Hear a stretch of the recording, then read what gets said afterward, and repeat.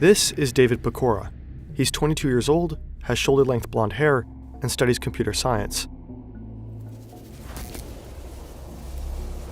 His online names are Xenon and Xenomega. He's part of the Xbox community, tweaking consoles and creating cheats for games like Halo and Call of Duty.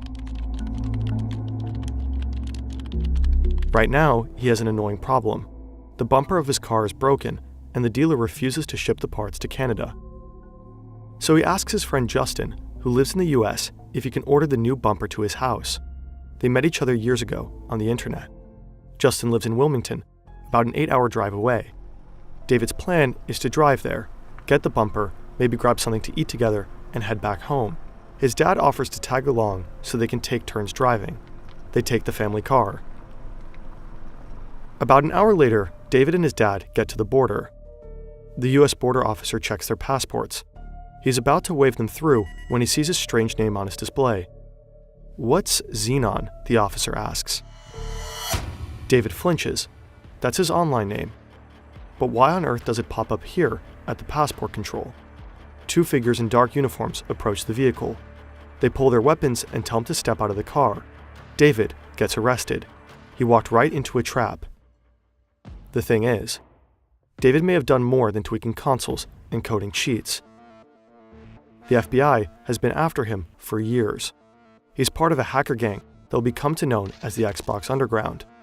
They are responsible for an unprecedented series of cyber attacks on some of the biggest tech firms on the planet. They stole thousands of login credentials, heisted the source code of unpublished games, and hacked into confidential US military simulations. They didn't do it on behalf of some government agency. Sometimes they didn't even make money with it.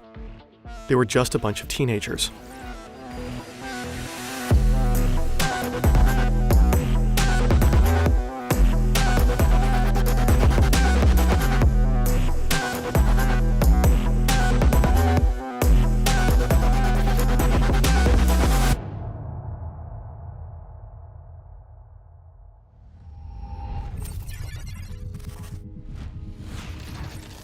This entire story is based on the fabulous Wired article and a double episode of the highly recommendable podcast, Darknet Diaries. You'll find the links in the description. David was always destined to become a hacker. He's still in elementary school when he builds his own little web browser. He simply teaches himself how to code. In 2001, David's world and that of countless other kids changes forever. The OG Xbox is released. For the first time, let me now unveil Xbox. Back then, the Xbox marks a technological milestone, a bunch of high-end hardware packed into a massive black casing. The black and green dashboard and the ridiculously oversized controller kind of give off nuclear reactor vibes. It's a completely new aesthetic at the time. David gets one and hopelessly falls in love with Halo. But he's not just a passionate gamer, he's fascinated by the Xbox's tech. He becomes part of the fast-growing online community of like-minded nerds. They crack their consoles and get their own software running. They stream music, install Linux, and even manage to boot up Nintendo games. David is extremely talented and quickly gains cred in the scene. He starts writing programs for Halo that let you tweak the physics or even the weather in the game. Then, in 2005, the Xbox 360 drops and changes everything. Again. Microsoft learned from its mistakes and bolstered the console's security. To hack the new Xbox, you need a development kit. That's a special console with extra features just for developers. These dev kits are incredibly hard to get. Developers need to be verified by Microsoft to have one. For everyone else, they're strictly off limits. It takes a while, but eventually a few dev kits start popping up online. Someone has found thousands of them at a recycling yard. Microsoft must have tried to trash them, but now someone is making money by selling them. In 2008, David acquires several of these dev kits for himself and resells a few. This is how he meets Justin May, his buddy from Wilmington. Online, Justin goes by MTW. The dev kit gives David access to PartnerNet, a closed platform where Xbox developers upload test versions of their games. He spends his nights scouring PartnerNet, posting screenshots of unreleased games and making a name for himself in online forums. He starts showing up late to school. His grades are slipping. But he thinks, what if this is my ticket to a career in game development? In 2010, David catches the attention of a guy named Dylan Wheeler. Dylan is 14 and lives in Perth, Australia. He has long brown hair and is in the middle of puberty. He loves a good thrill, and got into hacking early on. In high school, Dylan got suspended for hacking into the school's network. But he doesn't like to be told what to do, so he hacked the network again and got suspended again. He is fascinated by what David and others are doing with the Xbox and wants in on the action, so he signs up to the Xbox hacking forum. His online moniker is Superday. That same year, 2010, another Xbox 360 dev kit ends up in the hands of Sanad Nishayawat. Sanad is 24, lives in Washington, New Jersey, and is a true tech enthusiast. He started gaming by 8. By 12, he was taking apart entire consoles. His room is packed with electronics. His desk is covered by a soldering iron, an oscilloscope, and all sorts of electronic parts. He dives into the Xbox scene and calls himself Sonic. It's an incredibly exciting time for David, Justin, Dylan, Sanad, and many others. PartnerNet is an absolute goldmine. They get to play new games months before their release, completely free of charge. But at some point, they start getting into trouble with real developers on the platform. In 2009, David finds a way to use cheats for the brand new Call of Duty game. He sets up a server and charges users for using his cheats. $100 per 30 minutes. Players can walk through walls and fire without ever missing a shot. The cheat business is a huge success. David quickly makes up to $8,000 a day. He takes his girlfriend to fancy restaurants and stays in luxury hotels. Activision, the developer behind Call of Duty, catches wind of David's scheme. They send him cease and desist letters and threaten to sue. But David doesn't respond. They're just video games, he thinks. It's not like he's hacking into servers and stealing information. Well, not yet. The Xbox Underground story is so insane, it would definitely deserve its own website. You know who also deserves their own website? You. A portfolio site is a great way to present yourself and your skills. There are many tools to accomplish just that, but none quite like Odoo's website builder. Start by setting up the structure of your site, add pages and features, choose your color palette, and pick your theme. Then simply drag and drop blocks to add content, like your recent work. You can customize each block, add images, animations, etc. No need to worry about text either. Odoo has integrated ChatGPT to assist you with any copywriting. It really couldn't be easier, and everything looks polished and works like a charm. You also get a custom domain free for the first year, along with unlimited hosting and support. And Odoo is so much more, an all-in-one management platform that helps you manage all your business needs under one roof. So when your business grows, Odoo's got tons of apps to help, like CRM, sales, and marketing. Check out Odoo at fern.deal/Odoo and start building your own website for free.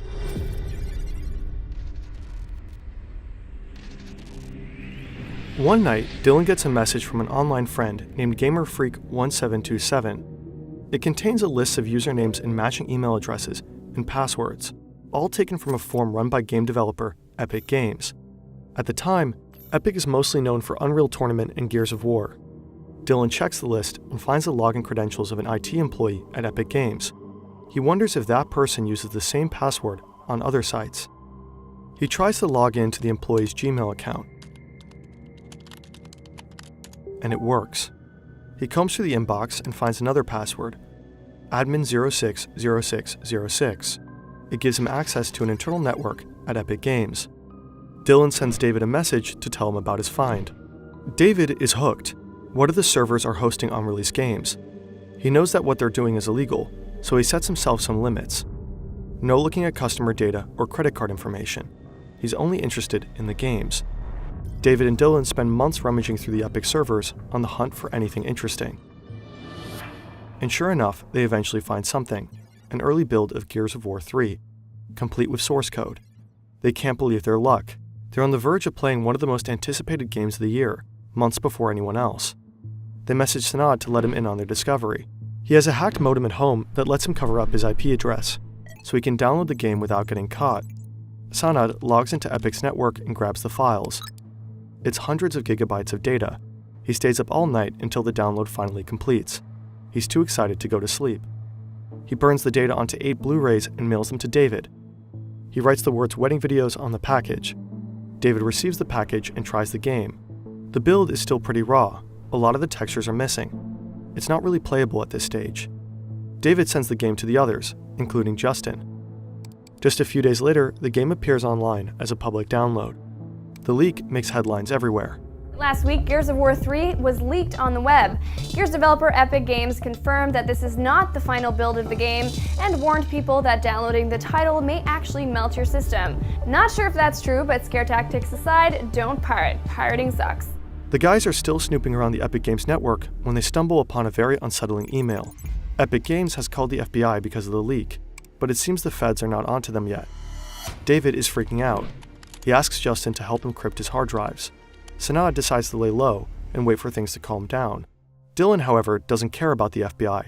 He keeps logging into the servers, while the feds are actively scanning them to find the hackers. His ballsiness pays off. Dylan finds a USB drive connected to the network, and on that drive he finds a list of all the company's important access credentials. Dylan now has full access to Epic's network. From that point on, he logs into the network every single day. He roams around the PCs of Epic employees and taps their webcams.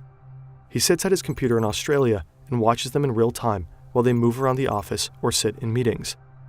He mostly exploits human errors. He searches data breaches for login credentials and then tries them on other sites. Eventually, he manages to also hack into the network of other companies. Dylan is on a serious hacking spree. David and Sanad find out what he is doing and jump back in. They just can't resist. One by one, they hack the networks of tech giants like Microsoft, EA, Bungie, Blizzard, Valve, and Activision. They keep digging deeper and deeper, downloading more and more unreleased games. It's like a fever dream.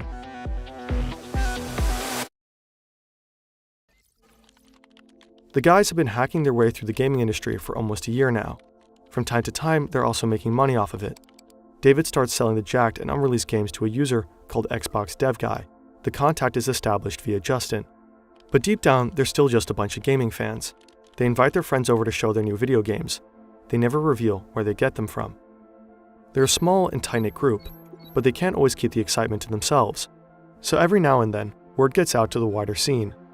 And every time that happens, new people want in on the action. Two new faces join the group. Austin Alcala is a 16-year-old high school student from McCordsville, Indiana. He's tall, rather shy and reserved. Online, he goes by AA Monkey. The second newbie is Nathan LaRue, an 18-year-old from Bowie, Maryland. His dad works as a diesel mechanic, and his mom is busy homeschooling him. Nathan has written a program to fake FIFA coins and dreams of becoming a proper game developer someday. Online, he calls himself Anime Freak. The group expands their hacking activities, and their virtual break-ins move further and further away from gaming. AMD, Intel, Disney, Warner Brothers, and Google. They end up infiltrating the servers of almost 25 companies, all of them major corporations. A late summer evening in 2012, Austin and Nathan are poking around the servers of Zombie Studios, a developer known for war games like the Spec Ops series. They discover a tunnel that leads them straight to a US military server. The drives host a new game Zombie Studios is working on, AH-64D, Apache Simulator, a flight simulator commissioned by the US Department of Defense. They hesitate. This is bigger than anything they have found so far, and much more dangerous. Curiosity ends up getting the best of them, and they download the game. The group is at its peak. They've been active for over 2 years. They've gone places no one else could. David, Dylan, Sanad, Austin, and Nathan have become the core of the group. Others are loosely involved in individual hacks. Altogether, there are almost a dozen strong now. They're aware that everything that they have done could already land them in jail. But they just can't stop. They joke about what they would call their gang in prison. Xbox Underground sounds pretty badass, they think. They laugh at the idea, but not for much longer.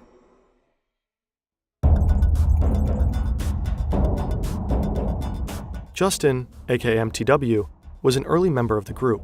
He met David when he bought the Xbox 360 dev kit from him a few years ahead of the Epic Games hack. Justin was directly involved in many of their operations.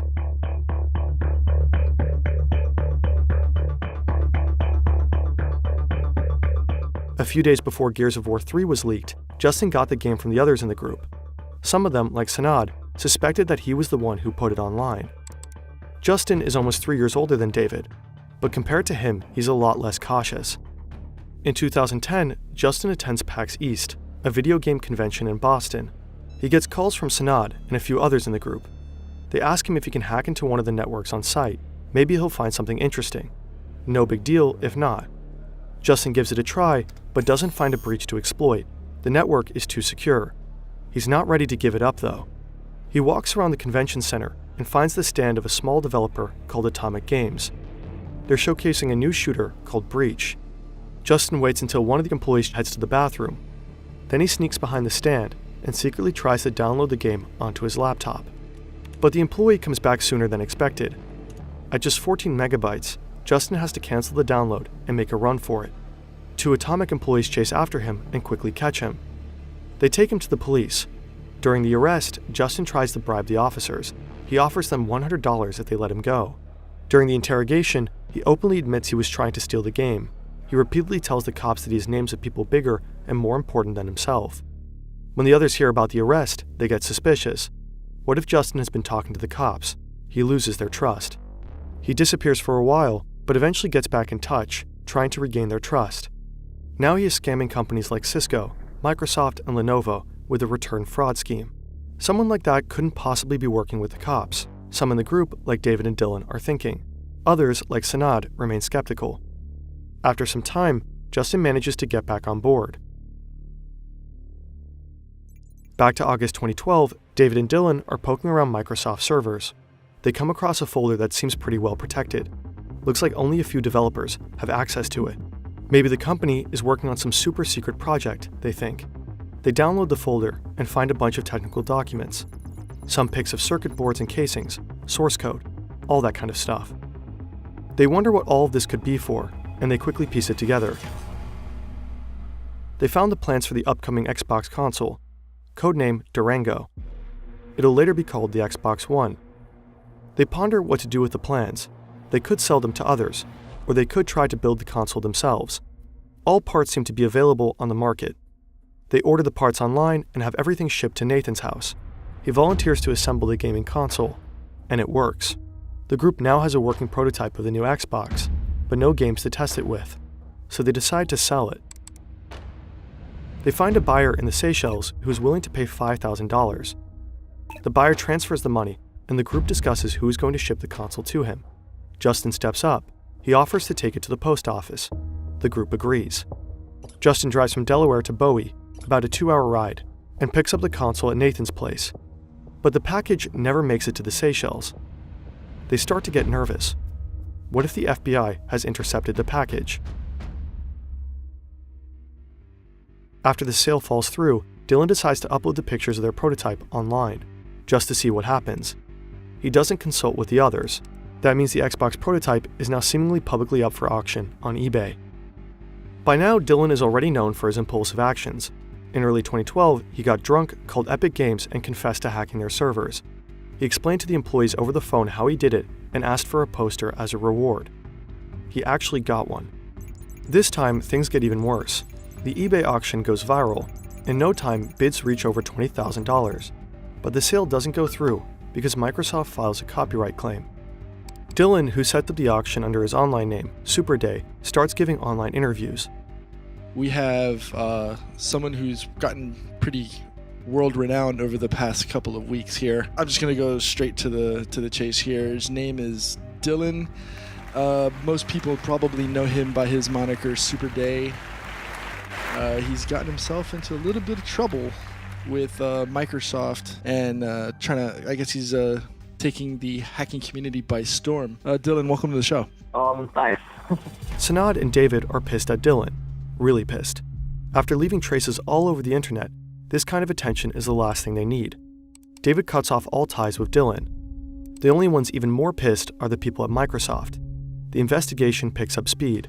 Just weeks after the auction, the FBI raids Nathan's, aka Anime Freak's, house and arrest him. Sanad Nishayawat, aka Sonic, tries to distance himself from the group, but his house gets raided too. He sends a copy of the search warrant to others in the group, including Dylan. Dylan then posts the name of the agents who raided Sanad's house online. He publicly threatens to send hitmen after them, a statement he later regrets. In February 2013, Dylan Wheeler, also known as Superday, is finally arrested by Australian authorities. Austin has learned from Nathan how to fake FIFA coins and turned it into a business. Justin is involved in scams of his own. Both of them lay low for a while. David also keeps a low profile in Canada after he learns about the string of arrests. Well, at least until he gets a chance to snag an actual prototype of the new Xbox.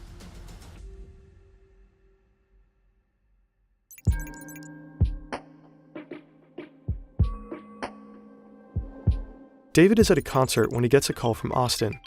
Austin tells him about an 18-year-old hacker named Armin, aka Armin the Cyber. Armin claims to have access to Microsoft Campus and offers them a deal. He will sneak in and steal a real Durango prototype in exchange for some Microsoft server credentials and a few $1,000s. David thinks Armin is nuts, but again, his curiosity gets the better of him and he agrees. At 9 p.m., Armin drives his car to Microsoft Campus. He's wearing a sweater with the company logo and carrying a big backpack. He has cloned some employee's access card and has no trouble getting in. The premises are enormous, but Armin knows his way around by now. For almost a year, he has been frequently sneaking into the buildings and dreaming of what it would actually be like to work there. He is a huge fan of Microsoft. He has even applied for a job, but has not heard back yet.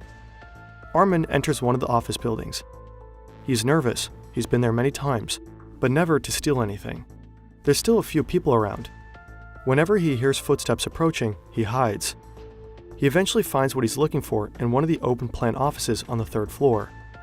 His hands are shaking as he stuffs 3 Xbox prototypes into his backpack. He sneaks out of the building, leaves the premises, and drives back home. He sends 2 of the consoles to David and Austin and keeps one for himself. Just a week after his break-in, Armin gets a call. It's Microsoft. They reviewed his application. He's got the job. It's a dream come true. But only a couple of weeks later, Armin loses the job. Surveillance cameras have caught him stealing the prototypes. He's taken into custody. In January 2014, Austin Alcala, aka AA Monkey, is arrested at his house by 4 FBI agents.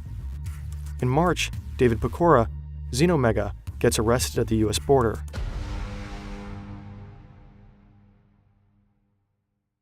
David, Sanad, Austin, and Nathan stand trial together in the US. Meanwhile, on the other side of the globe, Dylan is also facing charges. The group is accused of identity theft, fraud, and conspiracy to steal millions of dollars worth of intellectual property. The indictment is extremely detailed. The FBI must have been building the case for a long time.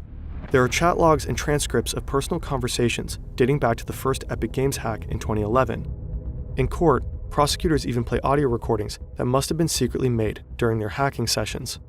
But the funny thing is, I still have root access to all their computers because I signed in yesterday. So he knowingly logs into Epic, knowing that that's still there. What do you mean? Like, he in the emails, like they were emailing FBI people, and he knows that they talk to each other, but he still manages to not care. I have it to the U.S. military. I have it to the Australian Department of Defense. I have every single big company: Intel, AMD, Nvidia, Google, Microsoft, Disney, Warner Brothers, everything. The indictment repeatedly mentions Person A. Person A provided most of the evidence for the FBI. Person A allegedly helped David encrypt his hard drive and sell unreleased games to a user named Xbox Dev Guy. Person A is also said to have delivered a self-made prototype of the new Xbox to the FBI. I get a copy of the indictment and I start reading about Person A from Wilmington, Delaware. We all only knew one person from Wilmington, Delaware. Justin. All signs point to him being an informant of the FBI. Did he cut a deal with the police after the incident at the convention? Is that how he got away with all of his scams? No one knows for sure. The guys in the US plead guilty. They all have very different ways of coping with the conviction. David is cooperative. He helps the investigators understand how they bypass the systems of billion-dollar corporations. The officers are pretty impressed by the 23-year-old's skills. He spends 18 months in prison. After getting out, he finishes college and starts working for cybersecurity firms. Austin gets 3 years probation. He doesn't serve a single day in jail because he agrees to help the FBI with another fraud case involving fake FIFA coins. He later becomes the head of cybersecurity at a social media startup. Sanad serves the same sentence as David, 18 months. He too gets out, but the following years are very hard on him. He starts working at a vape store and goes to college.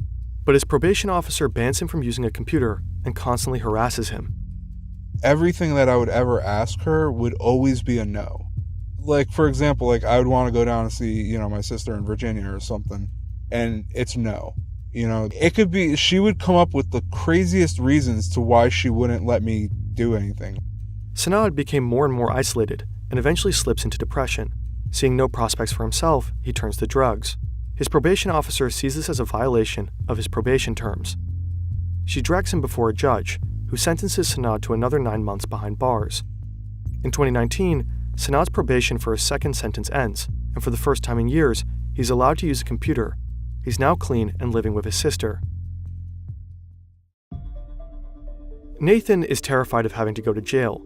He's one of the youngest in the group and a gentle person. Of all of them, he was the least involved in the hacks. Nathan applies for bail until the verdict is final. He gets an ankle monitor and is allowed to stay with his parents, but the thought of what awaits him in prison eats him up. One day, he cuts off the ankle monitor and tries to flee. He pays a friend to drive him to the Canadian border, but the police catch him at the border checkpoint. Nathan panics. He jumps out of the car and runs across the bridge towards the border, but the cops catch him. He's desperate and considers jumping off the bridge. Then he pulls out a knife and injures himself until he collapses. He survives and is almost immediately taken back to jail, this time serving a 2-year sentence. Shortly before his release, Nathan comes out as trans and is now Holly. The time in prison must have been awful. Just a year after their release, Holly takes their own life. In Australia, Dylan is the only one who pleads not guilty. This leads to a series of court cases that drag on for over 3 years. I guess I pled not guilty to the sense that they tried to hit me with everything when it wasn't everything that I did. At the start, they put a lot of false charges on me. Dylan is ordered to surrender his passport, but instead he heads to the airport and flies to the Czech Republic. He has Czech citizenship because his mother is from there. Shortly after, Dylan's mother is sentenced to 18 months in prison for aiding his escape. Dylan claims that his mother neither drove him to the airport nor sent him money. Yeah, it's kind of the harsh reality of everything. You know, someone's got to go down for something. Dylan moved to the UK, where he established a cybersecurity firm and gave talks on security-related topics. I'm not hiding, because I'm not doing anything wrong. I did something when I was a kid, when I was a teenager, an underage teenager. It was wrong. I learned from that. In March 2020, Dylan shuts down his company. There's been no trace of him since.